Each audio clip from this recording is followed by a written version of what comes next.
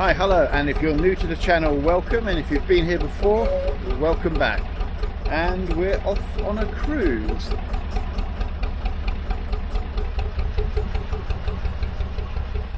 Future self here, I'd just like to point out that this was all recorded before the Oxford Canal was closed for the summer of 2025.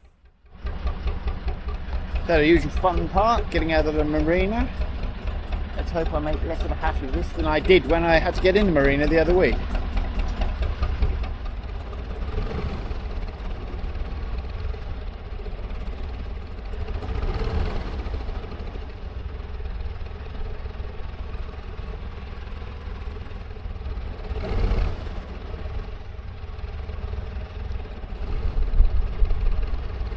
And around we go.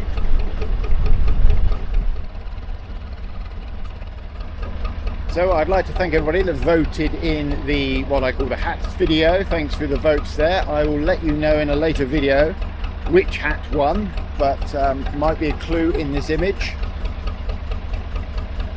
Now on this trip I was going to go south back down the Oxford Canal towards Banbury and beyond, but there's a lock problem down that way apparently.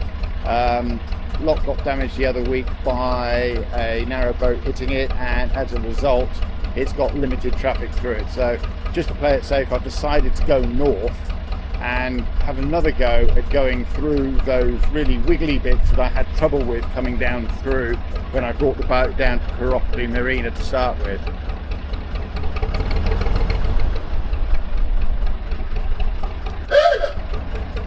Oops, a bit late on the horn there.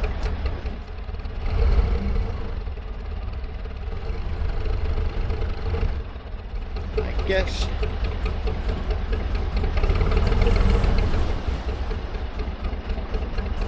that's us officially out of the marina.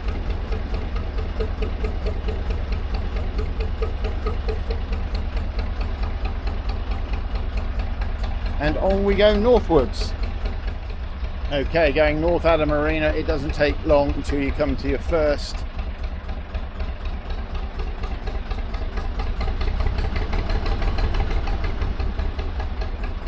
lock of the day. And as usual, I've got my super secret shy lock helper with me.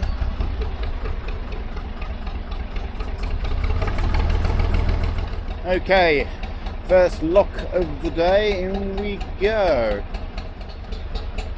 Okay, this is bridge 150, which I believe is Broadmoor Bridge.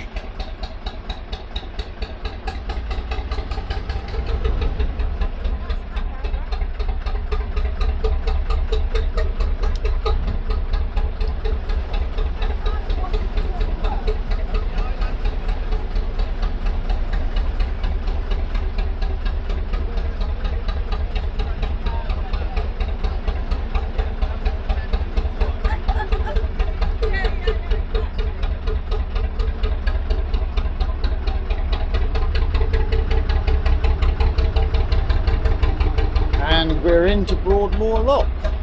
So it's a quick little fact about Broadmoor Lock. It's lock 24 on the Oxford Canal. It's got a rise of 7'3", which is 2.21 meters, and the bridge behind me, which is bridge 150, is a grade 2 listed road bridge, would you believe?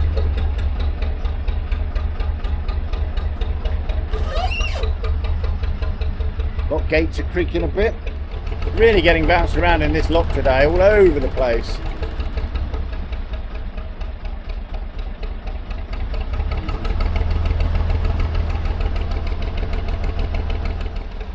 First lock of the trip done, thanks to my super secret camera shy lock helper, who by the way still doesn't know what I do with all these videos. Don't think she's been to the YouTube channel yet. Might tell us.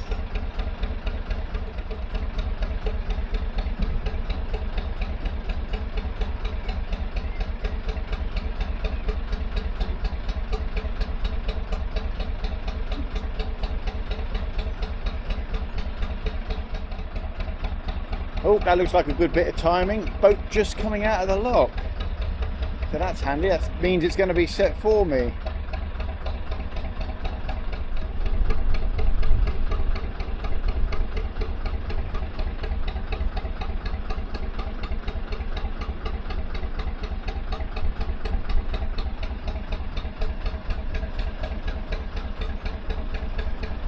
Cheers, thanks.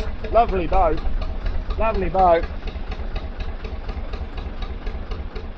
Okay, in we go to the second lock of the day.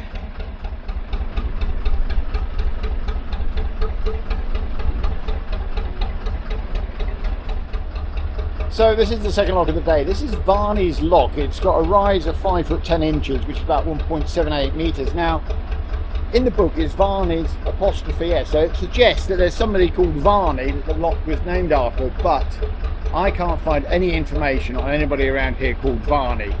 Might have been a local landowner, could have been a farmer, something like that, but there doesn't seem to be any information. If you know why Varney's lock, lock number 23 on the Oxford Canal, is called Varney's lock, let me know in the comments. I'd be intrigued to know. I'd like to know how these things get their name. Anyway, after Varney's lock, we've got Bridge 149, which is Varney's bridge. So, I don't know who this Varney character was, but he had a few things named after him. Well, might have been a she, I guess, so that could be another thing. Anyway, if you know who Varney was, let me know. Now, you may have spotted a new hat.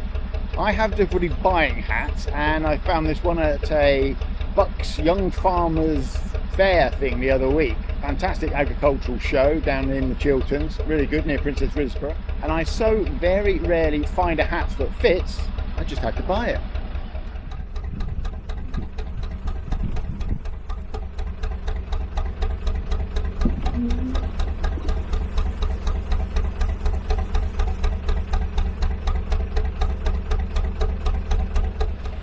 Okay, here we go into the, what is that, the third lock of the day? I've lost count already. I always lose count of the number of locks that I've been into.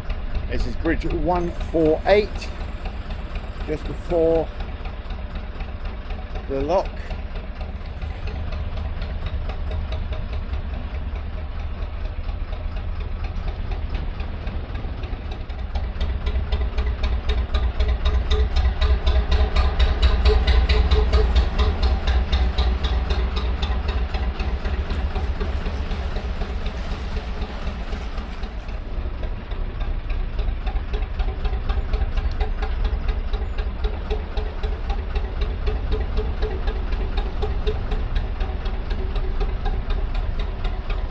Okay, so here we are in Elkington's lock. This is lock 22, and that's Bridge 148 behind me. We've got a rise here of 6 foot and 5 inches, which is 1.96 metre. Okay, so here we are in lock 22, just after Bridge 148 as you're going up the Oxford Canal. Now, this is Elkington's lock, and as far as I can make out, this is actually named after a local family. There was an Elkington family that farmed in the area, so at least I know the name of this one. Now, after this, we start the ascent towards what they call the Claydon Summit, the summit of the Oxford Canal. We've got a flight of 5 locks coming up, Claydon's 17 to 21. And as I said, we're currently in Elkington, which is 22. We've done Varney's, which was 23. We've done Broadmoor, 24. And so we're making progress at least up towards the summit of the Oxford Canal.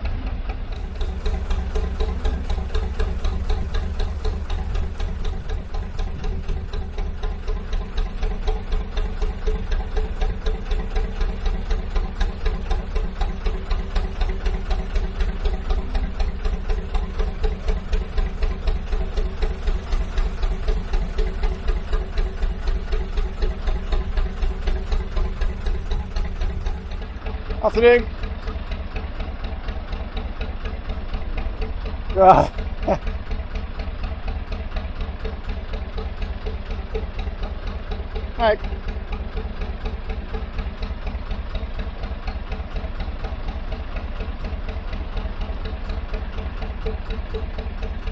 Bridge 147, cracking looking little bridge this way. I guess it's a farm bridge connecting the farmers' fields.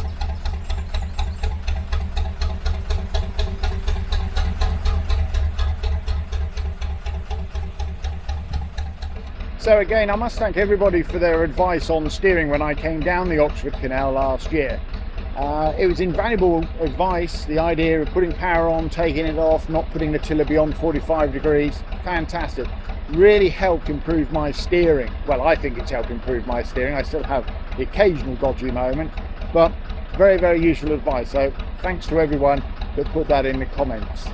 And if you've got any additional comments about my steering, the boat or anything, please put them in the comments and I'll get back to you. Oh, and the other thing you may have noticed is I'm now trying to get more forward shots. I did have a camera set up on the bow, but it wasn't working again, so still got problems there. I will get that sorted out. But I've got a forward facing camera mounted here, and I've also got a roving camera that I can sort of wave around, so hopefully getting some more interesting shots. And we've got another boat coming towards us. Afternoon.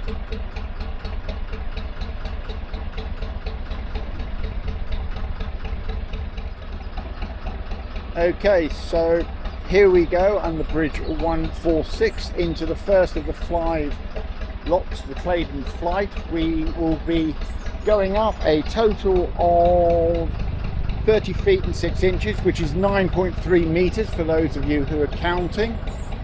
And I read somewhere that on the Oxford Canal they went for a few locks that were quite deep to save on money. Single locks, quite deep, so they didn't have to build too many locks.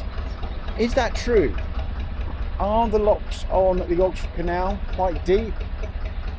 Are there canals that have deeper locks? I'd be intrigued to know. Let me know in the comments.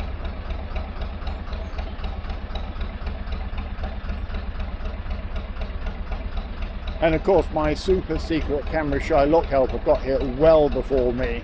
She walked between these 2 locks.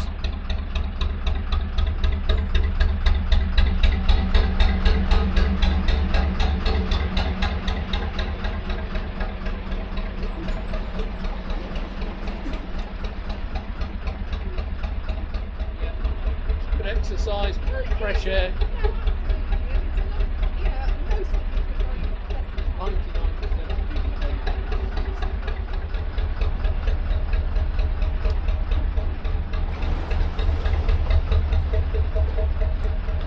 Wow, that's kind of interesting. Didn't notice that on the way down. This is the first in the Claydon flight of locks, and that gate is all metal. I can't recall seeing a lock gate before that's all metal. Are they common?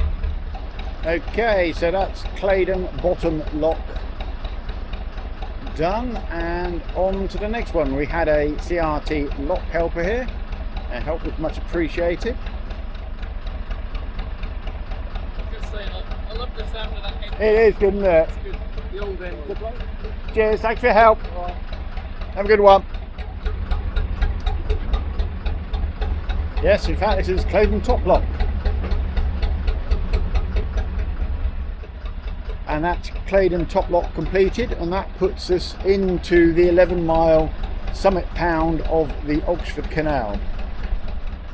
And so that's the 5 locks of the Claydon flight finished, and we're now on the summit of the Oxford Canal and about to go under bridge 144.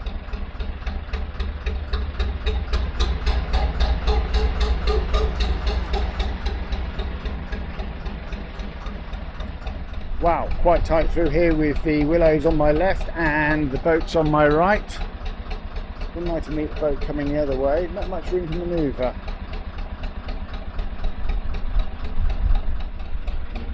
Okay, so here we are going along the Oxford Summit. It's 11 miles, takes us through Fenny Compton and the Fenny Compton Tunnel. I made a full video about that a few months back, so check that out if you want to know more about it. Now, even though it's 11 miles, the actual distance as the crow flies is 5. It really does wiggle across the countryside here, following the contours of the landscape. Now, one interesting fact about the summit here is that it's dug 18-inch deeper than the rest of the canal. This is a suggestion by a chap called Thomas Yeoman when they were building the canal, so that this sort of top pound, this top level here, could act as a sort of mini reservoir. It's actually fed from reservoirs around here and some springs and stuff, but they could hold more water up here in this top pow. Okay, so this afternoon the stretch after Fenny Compton is going to be a real challenge for me, because that was the bit that I really struggled with when I brought the boat down. It's very, very windy through there, quite narrow, quite challenging. So we'll see how that goes. Hopefully, if I put into practice all the wonderful advice I received in the comments, I shouldn't have any issues. Famous last words, but let's see how it goes. Okay, coming up to my first lift bridge of the trip. This is bridge 141, and as far as I'm aware, it's permanently open these days. The trouble is though, the gap here is so narrow. You really have to sort of work hard to line these up and get it through.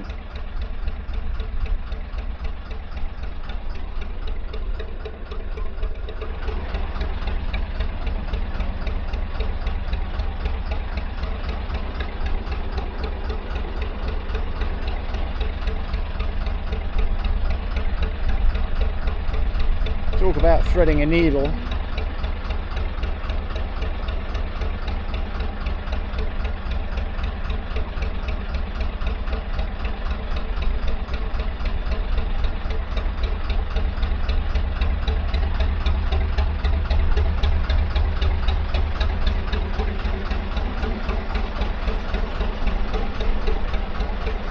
And there we go, through the first lift bridge of the trip.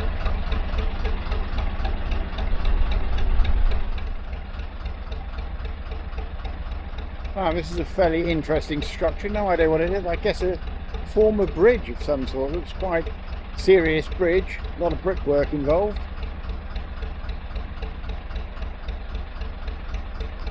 But a bridge no more. Now we're just coming up to the Fenny Compton Tunnel, so we're just about to go into it. It's quite a narrow tunnel. And if you watched my earlier video about the Fenny Compton Tunnel, you'll know that there's no longer a tunnel there. As I say, it is quite narrow. It is quite narrow and quite a challenge to get through here. Last time I came through here, I didn't see any other boats. So I've got one ahead of me, and I think there's one in front of that coming towards me, and there's absolutely no way that there is space for two boats to pass each other through here. But my understanding is this is where the Fenny Compton Tunnel started. We've got quite a straight bit of canal here because it was a tunnel, and it will widen out in the middle, which was a change they made to the tunnel after I think 20 or 30 years of it being open, because it was a real bottleneck on the Oxford Canal. Boats really got hung up here because it was single way, one way effectively, and really slowed the traffic down. So what they did was they removed the middle section of the tunnel, created a wharf there for a brick factory, but also created a large passing place for other boats. So that meant that they could almost have traffic going in two directions through the tunnel at the same time, with the passing place in the middle. As I say, all of this was originally dug as a tunnel and then turned into a cutting much later. Anyway, if you want to know more about it, go and have a look at my video on the Fenny Compton Tunnel. There's a link to it in the description. When I came through the tunnel back in November of last year, I actually thought a lot of these large stones at the side here were part of the original tunnel, but they're not. The tunnel was actually brick lined, so I'm not too sure where these stones came from.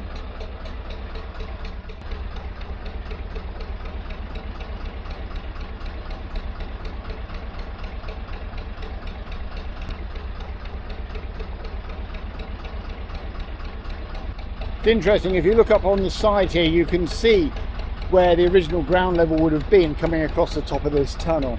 Amazing to think this whole tunnel was dug by hand using candlelight, plumb bob sort of strings to help guide them, and a sort of very structured sort of digging approach with a pilot tunnel dug through first and then the soil carefully removed before a brick lining was built, and then the space between the soil and the sort of rock above backfilled to give it the final strength it needed to remain as a tunnel. Remarkable piece of work. Okay, so if I remember correctly from the video that I made back in November, when there was a lot less sort of vegetation around. This bit here is the opening for the centre of the tunnel, where they removed the roof and left 2 tunnels before completely removing the roof the whole way along the tunnel. Up to the right here, just near the road bridge that you can see going across, there is a brickworks, and there was a wharf in here originally where the bricks were brought down and loaded onto the barges, so that they could then sort of take them down to London, Oxford, or wherever it was that they were needed. So as I say, I think it's just around here that it was originally opened up. In fact, if you look at it carefully, you can see that it's widening here quite a bit. So the passing place back down there was obviously added later, I guess, because as I say, this is the original site of the brickworks and the opening at the centre. Okay, so I've just held back a little bit here in the cutting to allow another boat to come down before going ahead.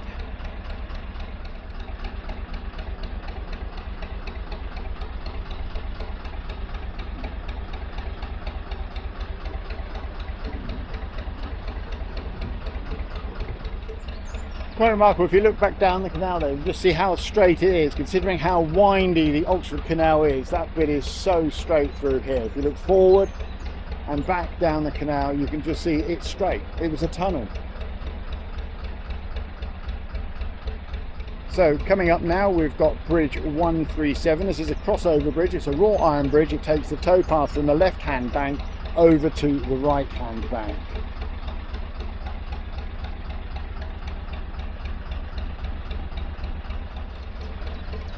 So behind me you can just see the wrought iron crossover bridge, and here we'd still be in the old tunnel. In fact, this would be the sort of second part of the tunnel after they took the roof off where the brickworks were, just by the road bridge that's down there that we came under. So here we'd still be in the tunnel. The bridge that you can see coming up, which is a sort of farmer's bridge allowing them to sort of take cattle from one side to the other, now is pretty much useless, defunct, because it goes straight into the railway line, which is just this side of the embankment on my left.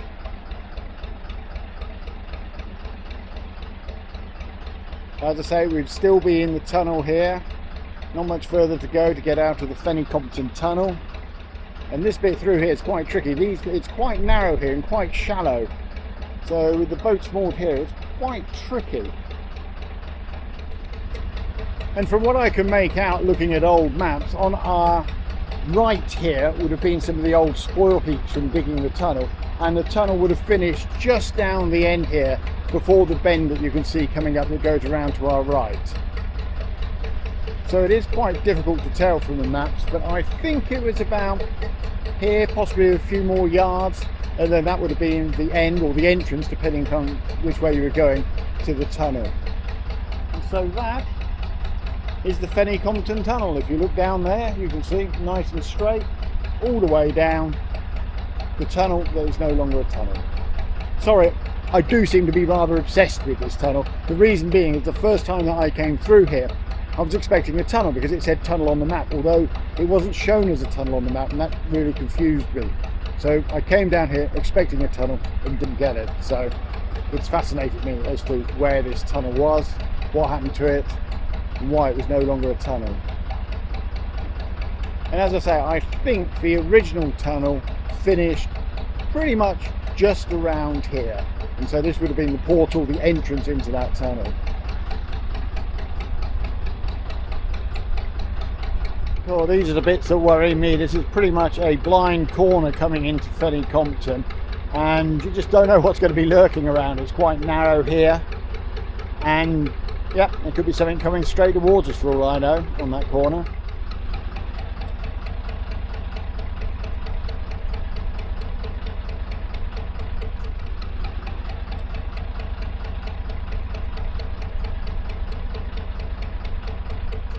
Okay, so now we're at Fenny Compton, that's Fenny Compton Marina there, and it's after here that we really start to get the windy bits of the Oxford Canal, the bits that I made a real hash of when I was coming down, so it's going to be quite interesting to see how I get on with them on this particular trip. Now, when I came down the Oxford Canal in November, well, late October, early November, and posted a video, the advice I was given by a number of people was basically keep the power on, use the power to push the boat around, give it a quick sharp burst sometimes, and also pumping the tiller. So that's what I'm going to be trying to do as I navigate through these tight bits here and through the really tight bits later on. Using power, pumping the tiller, keeping the boat under control. Don't take the power off too soon. Keep the power on to push things around. No power, no steer. So let's see how it goes. Okay, so when I brought the boat down in October, November of last year, it's around here that I'm moored up. That was the end of sort of day 3. It was a 3-day cruise to get down to the marina at Cropredy, and as you can guess, if I was mooring up here at the end of day 3, didn't make it, turned into a 4-day cruise. Anyway, you can watch all of those videos if you want. They're available on the channel. Just have a look. They should be in a playlist, or you should be able to find them if you just go to all the videos. Earliest videos I've got pretty much on narrowboats. Anyway, as I say, this is where I'm moored up. Okay, got an interesting bridge coming up here, bridge 136. Don't remember that on the way down. Sort of 2 bridges close together like this, one an original canal bridge and the other a more modern road bridge by the looks of things. Anyway, this is bridge 136 at Fenny Compton, and now this is where the fun begins. After here, this is where we start to get the really windy bits to go through. Windy, narrow and shallow.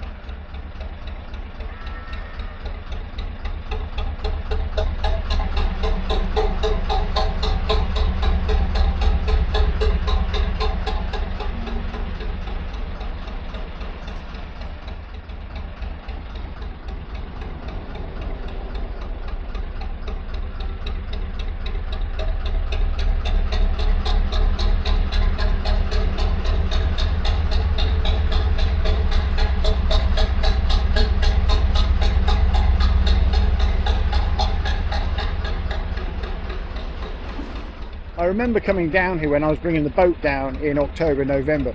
I'd got to this point, I'd just been through the really wiggly bits and made a complete hash of it, and I got to here and my confidence was completely shot. I remember going through here convinced that I was going to hit something. It was going to be a complete disaster because it's quite narrow, shallow in places, difficult to turn.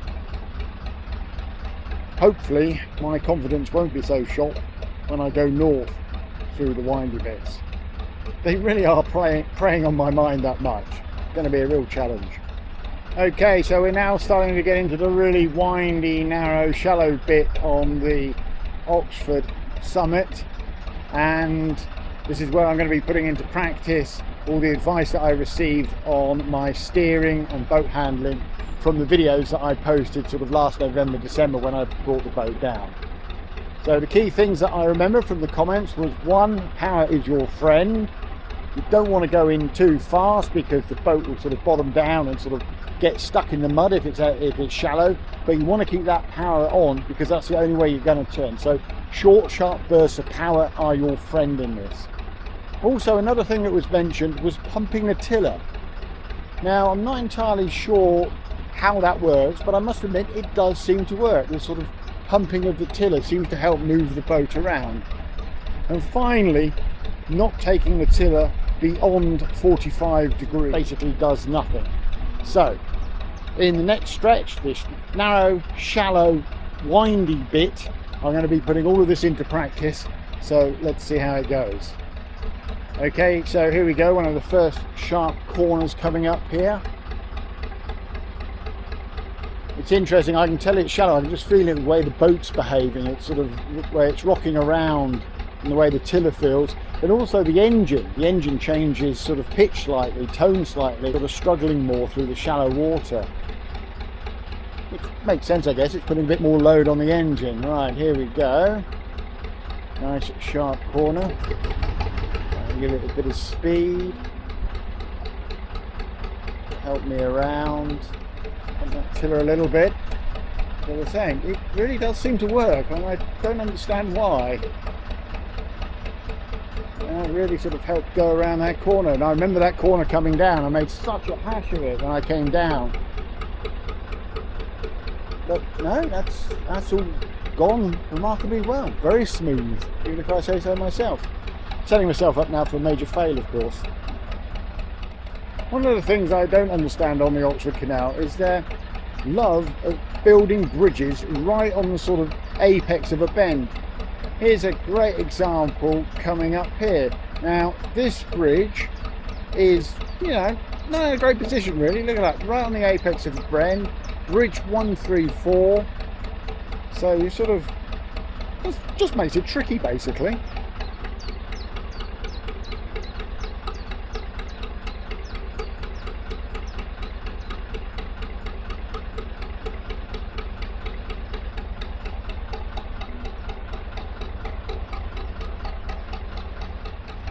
Yep, I'm at it again, cruising with a cup of tea in my hand. Does it get any better than this? Oh, fantastic. Absolutely beautiful through here. Love the trees, the bridge. Stunning, absolutely stunning. So that's bridge 132.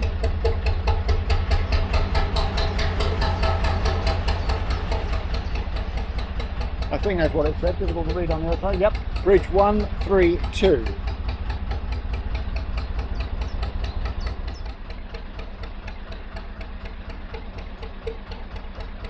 Okay, this bridge is 131. This is my nemesis bridge. I made a real hash going through it last time. Not helped by a boat being moored just here on my left. But so far, seem to be getting through this. It's not going too badly. As I say, when I was coming down, absolute disaster this bridge was. All over the place. Coming into it is a really sharp bend, and I'm having to work a bit hard now to get this boat around. There's not a lot of space here.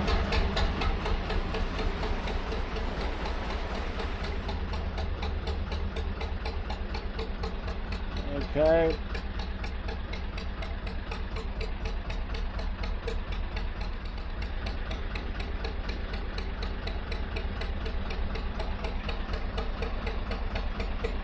Okay, incredibly sharp bit coming up now.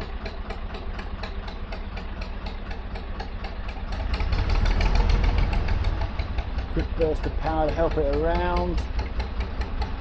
Pump that tiller.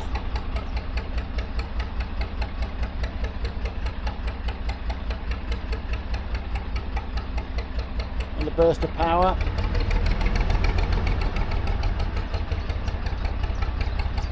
Pumping that tiller.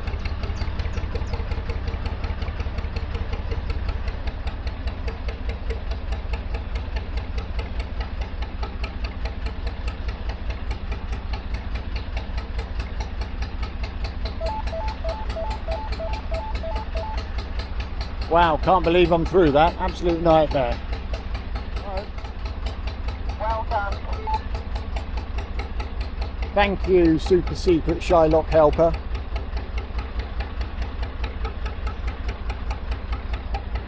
The super secret Shylock helper remembers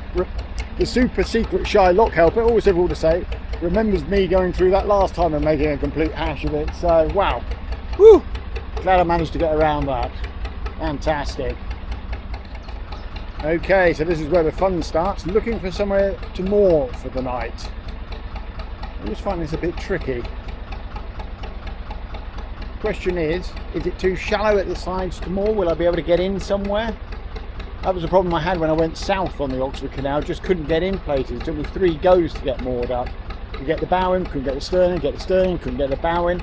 Eventually found somewhere, but it was really difficult. And along here, if you look at the sides, it's hard to tell. They seem to be built up with what I call concrete sandbags, but you don't know. Oh, there is some Arco stuff or whatever they call it coming up. That may be somewhere to go, although it looks like it's in shade. Let's see. Well, that's it for cruising for today. Moored up, and it looks like a good spot. Managed to get the boat in first time. Took a little bit of jiggling up and down the bank, but we got there eventually. Anyway, thanks for watching for this long. Hope you've enjoyed and found it informative, and if you haven't done so already, please like and subscribe to the channel. well, like the video, subscribe to the channel, and again, thanks for watching. Bye for now.